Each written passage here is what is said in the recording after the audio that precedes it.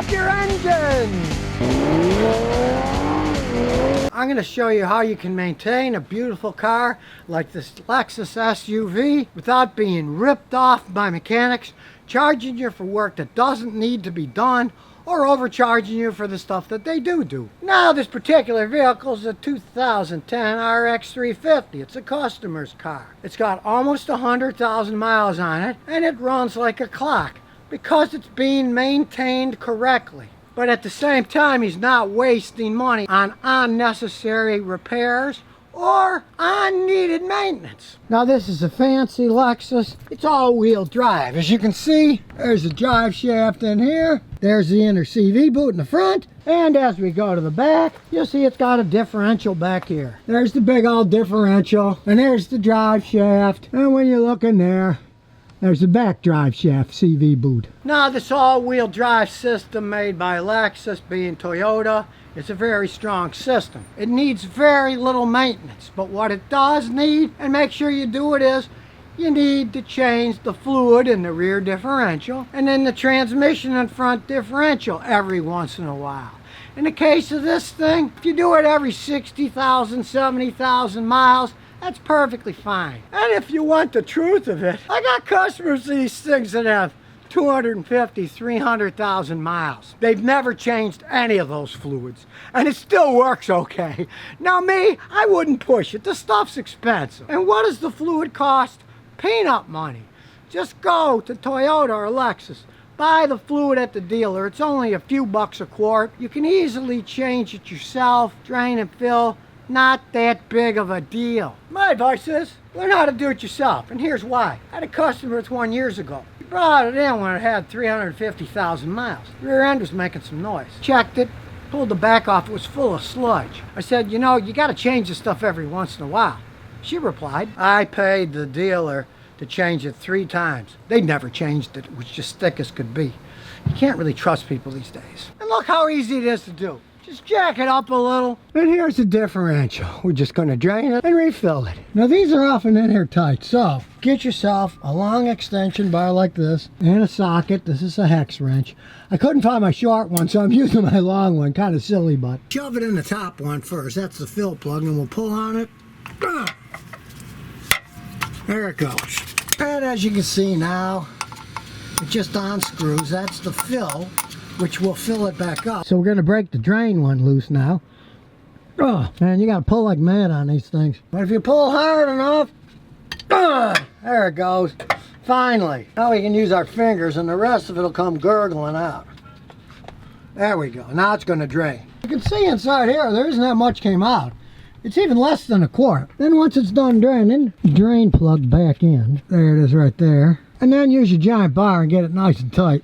You don't want it leaking. And you got to make sure you use the right fluid. In this case, GL4. That's what we want right here. GL4. This is the correct fluid. Now normally, I put a pump in this, pump it out in. But this has enough clearance, I can just clip the top and I can squeeze it in. It's a lot easier just squeezing it in when there's room. But a lot of times there isn't. I got a little plastic pump I got at AutoZone, and you stick the feed line in here and you just pump it in. But in this case, we can just squirt it in. Now we just stick it up here and we squeeze it in. Then when it starts to drip down, just screw the top back in and tighten it up. And as you can see, I found my short one. It works better. Then of course, wipe any residue off. You want to leave it clean so it doesn't drip. Now you might think the small amount of fluid that came out is no big deal, but if you ever priced out a differential on a Lexus, you'll be really happy to change it out yourself. You know, every 60, 80,000 miles, not that big of a deal. And when you see what a dealer wants to do the job, plus you don't even know if they're going to do it, it's a worthwhile thing to do yourself. Now the next maintenance I'm going to talk about is spark plugs. Particular ones are iridiums. They can last a long time. But you still got to change them every once in a while. And it doesn't matter if your car is running perfectly fine, because as these wear, they'll run perfectly fine. But as they get worn, it'll strain the ignition system, and eventually it can lead to burning out ignition coils in different parts from having to work too hard. This thing's got like 100,000 miles, so we'll change the spark plugs for the first time. So off comes a stupid beauty cover that really serves no purpose. Now this has coil-on plugs. You just take off the 10mm bolt, that holds the coil in place, and this pops out. Out it comes. Now, as you can see, they don't look bad. I mean, the new ones are shiny, but it's a good idea to change them. I've seen people go 150, 200,000, they still run okay, but I've also seen those cars, the coils will burn out because there's too much gap as it ages. So what the heck, 100,000 miles, put in new spark plugs. You can easily do it yourself. They're all coated. You don't put anything on them. You just put them in, spin it till they're not spinnable with your hand anymore. There's torque readings, but what you do is, okay, now it's snug, and you turn it until you can't turn it anymore, and then just a little bit more. It's on there perfect now.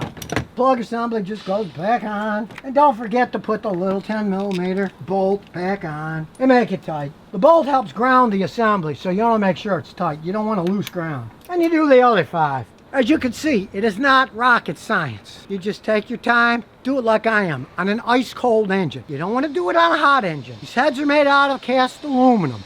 Aluminum is relatively soft.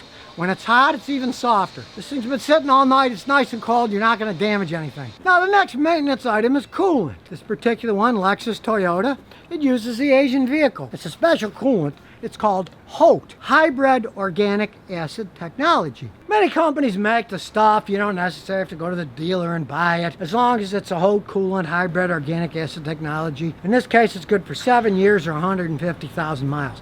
Not something you have to think about all that often. But like everything else, it wears out. Now this vehicle's only got 100,000 miles on it. It's, let's see, 11 years old, so it needs a change. As we look down here, there's the drain petcock. I'll zoom in. Right there, that white cap, all you do is twist it. And when you do twist it, have a pan ready to catch it as it drips. You don't want animals drinking it, it's poisonous. And of course, then you fill it back up, and as you look in here, there's the overflow. You want to clean that out too. Same pink coolant. You can take this out and flip it, or use a suction device like I do to clean that out. There's a reasonable amount in there. You want to do that too. Now next is a, in quotes, maintenance item that I believe you don't need to do. And that's rotating tires. Modern tires are radial tires. They really don't need much rotating. Now when I was a mechanic in the early 60s, cars had bias ply tires. They were perfectly round. They would wear unevenly. But these are steel belted radial tires. You notice they're kind of squashed down. They have a good tread pattern, and they wear pretty evenly. But of course, garages are always trying to sell you tire rotation. Now, modern cars have tire pressure monitoring systems. You change the tires around and rotate them, you're confusing the machine, the computer won't know, you'll get codes popping up, you gotta pay a guy like me to put his machine on and resync the system so it knows which tire is where. Another pain in the butt that's gonna cost you money. You know how many times I've rotated tires in my wife's Lexus, or the Matrix, or my Celica? Exactly 0 times. I have no problems. They're good cars, and they don't have any problems. Now granted, let's say you got a junker and your front end's worn out. Your tires wear out fast. Sure, put the front in the back and the back in the front, and they'll last a little bit longer. But speaking of throwing your money away, whew, you get those dealers, oh, bring it in for the 10,000 mile checkup, the 15, the 20, the 30, and then they say, well, this is a big one, and it's $900 or $1,500. They practically do nothing at all during those servicing. You know how many of these services this Lexus has had? None of them. 11 years old, 100,000 miles, still runs like a top. A lot of that is total BS. And especially if a place says like, oh, we'll give you lifetime free oil changes, or we'll rotate your tires free. They're just getting you in there. That's their lost leader sales technique. Then they'll try to sell you stuff. That's why I did a video a few months ago about the guy who was putting tires on your car in your own driveway. I love the idea, not just for convenience, but the only thing those guys do is sell tires. The guy drives a truck and he installs tires on your car. Balances them on the machine and the truck. They got everything self-sufficient. They're not going to sell you a brake job, strut, shocks, all kinds of stuff. I've had customers go to those places and then their friend tell them about me because they didn't want to pay that money, and I look at it and I say, you don't need shocks, you don't need struts, you don't need any of this stuff. They're just trying to sell you stuff. Any chain, generally, they make money by selling you stuff. The sales guy, he gets a percentage of commission of what he sells out the door. So of course he's going to try to sell you the kitchen sink. Like every time you bring it in, oh, you need your fuel injectors cleaned. Fuel injectors are pretty much self-cleaning. Gasoline is a very good solvent. Now the only problem is some cars like the older Volkswagens with the GDI, gasoline direct injection, they were designed wrong so that carbon built up on the intake valves, because the fuel didn't go from the fuel injectors and sprayed over the head of the valves. It sprays right into the engine, and the valves just sucked in air, oil from the PCV system, and that got on the valves, and since no gasoline was cleaning them, don't get suckered into paying for services you don't need. You want to maintain it, yes. Use quality oil. Don't buy the cheapest crap you can get your hands on. Change it. In case of this, I change it about every 5,000 miles. But don't go for overkill of a bunch of maintenance where hardly anything's done anyway, and most of it doesn't even need to be done. So now you know the truth about how to maintain luxury SUV like this without breaking the bank and at the same time not causing any damage to your vehicle. So if you never want to miss another one of my new car repair videos, remember to ring that bell.